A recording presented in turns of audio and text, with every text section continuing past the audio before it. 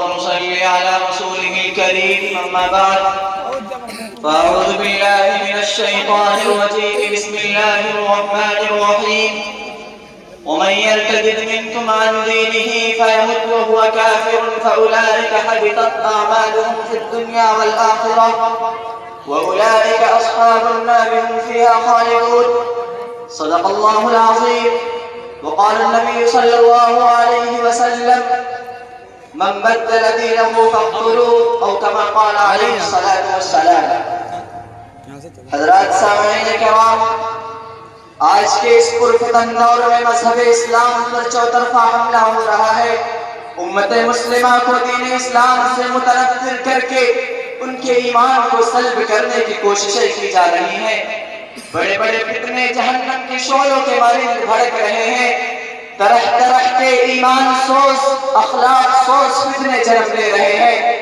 ارتداد و بے دینی کی لہریں اپنے عروج پر ہے. اسود عنسی اور مسیلمہ کذاب جیسے دوسرے اسلام دشمن عناصر دین اسلام کی جڑیں اکھاڑ پھینکنے کے لیے بےتاب ہیں. ارتداد و بے دینی کی لہریں اپنے عروج پر ہیں. الحاد و ارتداد کی آدھیاں نبوت محمدی کو چیلنج کر رہی ہیں. اسلام کی عزت و شوکت کو پراگندہ کیا جا رہا ہے، جبکہ مسلمان اس سے غافل و مدہوش ہے. سامعین کرام، جب ہم ان فتنوں کے اسباب و وجوہات پر ایک پائرانہ نظر ڈالتے ہیں تو ہمیں معلوم ہوتا ہے کہ کہیں اولاد کی تربیت و اصلاح میں والدین کی کوتاہی تو کہیں دین تعلیم کا فقدان. اگر ایک طرف ایمان کی عظمت و جلالت سے ناواقفیت ہے تو دوسری طرف عقیدہ توحید و رسالت سے عدم اعتماد. اگر ایک طرف اسکولوں اور کالجوں میں مخلوط نظام تعلیم کا رواج ہے تو دوسری طرف بے حیائی و بدکاری کا بڑھتا ہوا سیلاب. کہیں کثرت سے سوشل میڈیا اور موبائل کا استعمال ہے تو کہیں اسلامی عقائد و نظریات میں شکوک و شبہات پیدا کرنے والی صلیبی اور یہودی سازش ہے.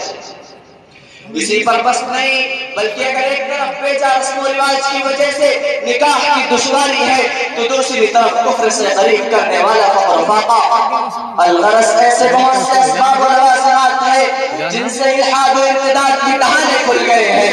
امت مسلمہ آئے دن ان فتنوں کا شکار ہوتی جا رہی ہے.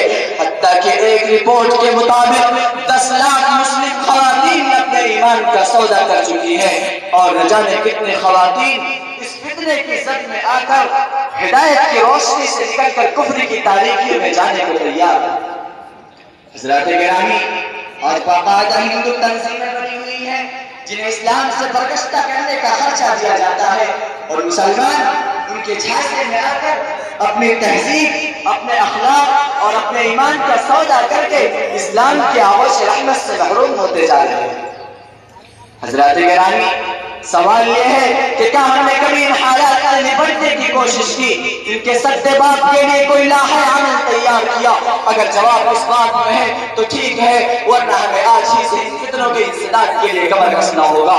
چنانچہ اس کے لیے سب سے پہلے طلب العلم فریضۃ علی کل مسلم کے پیش نظر اپنے بچوں اور اپنی بچیوں کو اسلامی تعلیم سے آراستہ و پیراستہ کرنا ہوگا اور بلغوا عنی ولو آیہ کو مد نظر رکھتے ہوئے اشاعت اسلام کا فریضہ انجام دینا ہوگا. اسلامی شہزادوں اور شہزادیوں کو مخلوط نظام تعلیم سے بچانا ہوگا. ایمان میں تازگی کے لیے صحابہ اور صحابیات کے واقعات سے آشنا کرنا ہوگا. حضرات، ہم یہ نہیں کہتے کہ ہمارے بچے اور بچیاں ڈاکٹر نہ ہو، انجینئر نہ ہو، بلکہ ہمیں ان کی بھی ضرورت ہے، لیکن ان کی تعلیم ہماری نگرانی میں ہو، انہیں غیروں سے دور رکھا جائے اور آگے بڑھیے. اگر اسلام سے انحراف کا سبب فقر و فاقہ اور بے بسی ہے تو اسلام کے نظام زکوٰۃ و صدقات کو مضبوطی سے قائم کرنا ہوگا. اگر دین اسلام چھوڑنے کی وجہ مخلوط نظام تعلیم ہے تو اسلام کی اسلامی نظام کے مطابق اسکولوں اور کالجوں اور یونیورسٹیوں کی داخلے ڈالنی ہوگی. اگر اس ارتداد کی وجہ بے پردگی و بے حیائی ہے تو یدنین علیہن من جلابیبہن کے حکم پر عمل کرتے ہوئے مسلم خواتین کو پردہ کی سخت تلقین کرنی ہوگی. حضرات گرامی، اب میں چند اشعار کے ساتھ اپنے تقریر کو مکمل کرتا ہوں کہ نہ ہونے دیں گے ہرگز منتشر ہم اپنی وحدت کو، نہ ہونے دیں گے ہرگز منتشر ہم اپنی وحدت کو. بدل سکتا نہیں کوئی بھی قانون شریعت کو. خدا شاہد ہے کہ سے بھی نہیں ہے دشمنی ہم کو، مگر مذہب کے پیاری تو رہی ہے زندگی ہم کو۔ اگر مذہب پہ آ جائی تو ہم شمشیر برہ ہے، اگر مذہب پہ آ جائی تو ہم شمشیر برہ ہے، پر ہنا تیغ ہے تلوار ہے یعنی مسلمان ہے۔ ہم اپنے خون کی چھینٹوں سے یہ اعلان کرتے ہیں کہ دین مصطفیٰ پر جان بھی قربان کرتے ہیں۔ وما علینا الا البلاغ المبین۔